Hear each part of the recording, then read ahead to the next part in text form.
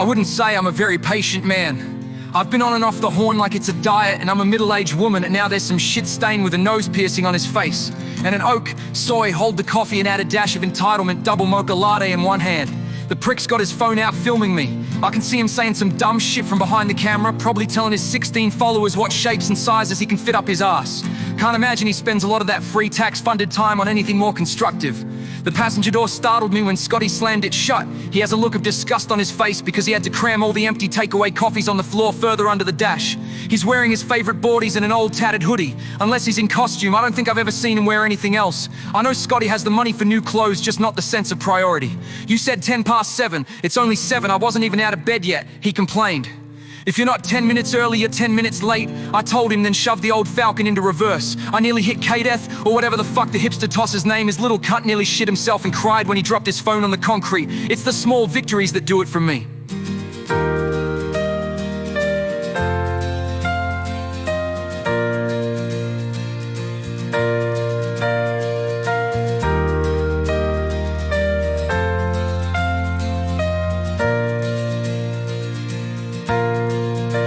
The Wog has his shop on the main street of town, tucked in between a jewelry shop and takeaway. Finding a park out the front is never easy, so we had to park up the street. I don't mind a walk, and with my gut growing to maturity, I could probably do with a few more walks. I do mind having to lug all my kit uphill though. If going to the Wog is anything like the last, however many times, we're gonna be leaving carrying an extra 20 kilos, and half of that's just the food that old mate keeps giving us. Honestly, I reckon the Wog is a pretty good bloke. He has good kit, and I hardly ever find his hair in my food. I printed a fake parking ticket from a little receipt machine I got off a mate when I did his deck. He was a parking cop, and he'd knocked one of them off when he got fired. Lucky for me, the stupid bastards will usually keep walking if they think you've already got a ticket. With that little trick, I can park nearly anywhere. It's called a life hack. The Wog shop was empty when we walked in. Not many people are looking for a kebab first thing on a Friday morning. That's more a weekend thing. I thought the Wog might be somewhere else too, until the rug stood up and welcomed us in.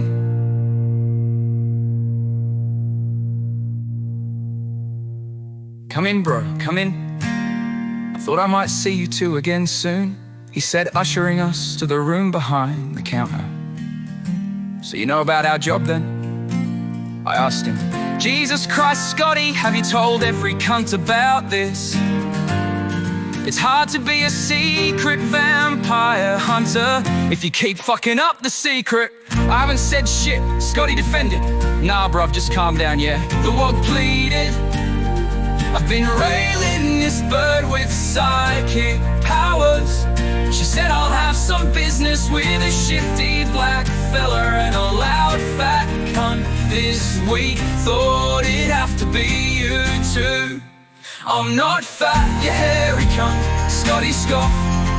This was why I usually did the talking. Scotty was usually away with the pixies. A few times he was actually away in Holland, staying with some pixies. So by now he's not all there. Well, here we are, I guess, I said. I didn't see the point in dwelling on Scotty missing the point of what our Lebanese liaison said. If Scotty was ahead of the rest of us enough to not see race, then I'm happy for the little.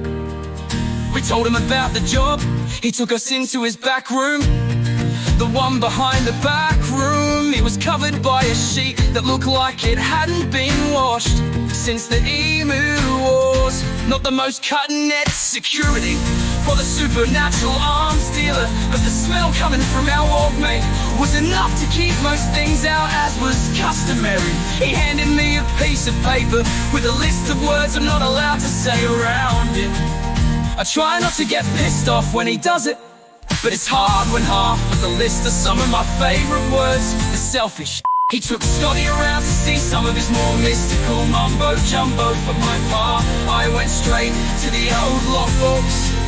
I keep my guns and the like with the Wog when I'm not using them. I used to keep them at home for convenience, but I also used to have more than 2 kids, so Shaz insisted I compromise. My favorite gun is Jenny.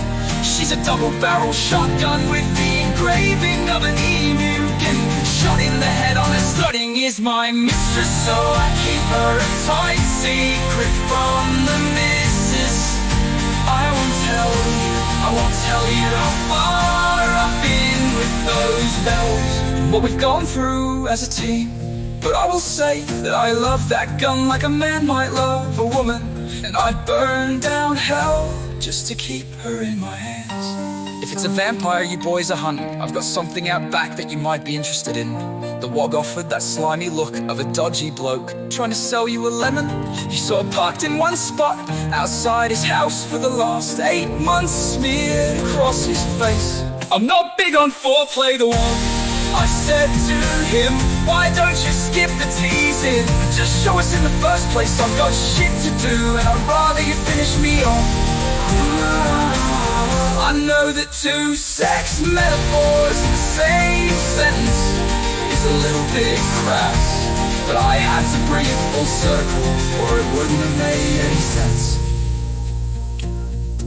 He took us into the back room, behind the back room, behind the back room, behind the counter.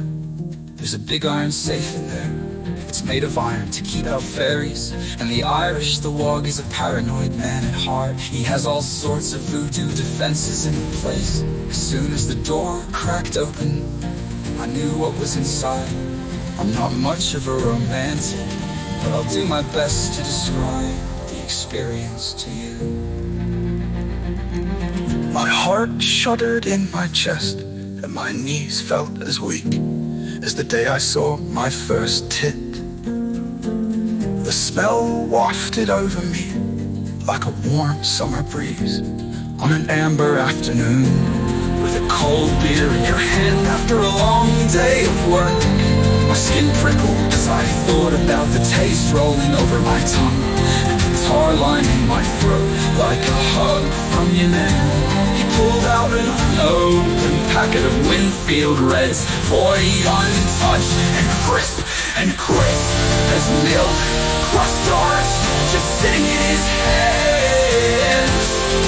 Winnie Reds were outlawed in '87 during the reign of Prime Minister Pauline Hanson, on account of them taking over as the primary means of currency after she sold all of our money to Bolivia for 50% of its market value.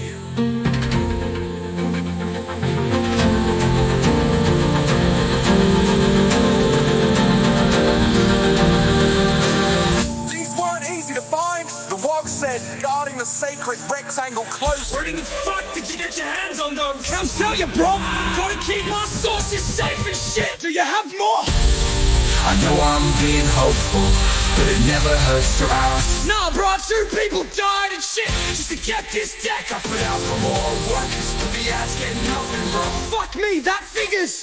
I haven't smoked a Winfield since my 15th birthday, when my mom was trying to make me feel better after she let another one of her mates move in. Those Winnies were the best damn powder made money can buy, and it's killing me to think I'm gonna have to use them. I'd rather save them for a special occasion like mom's kid's wedding, or the one time a year the Mississippi Sound. We settled up with the wog, settling his back, a heavy 7 hundo. I had to help Scotty drag his bag up the hill. Bastard skinny arms aren't good for anything. It's a miracle that he has enough energy to lift his hands to do his hocus pocus shit. The beauty of a Falcon U doesn't need to be stated. You can use it for a town car, or chuck a bunch of guns and explosives in the tray and haul us all the way out to whoop whoop. We both travel a pretty life. Each of us only take the clothes on our backs. That's why I always go with khaki. I can get a week out of these bad boys before they start to smell. Even then I still look good. Something about the color scares filth away. I'm pretty sure I saw a documentary about it. The advantage to traveling light is that we still have plenty of room in the tray to stop off at a botload and grab a few slabs.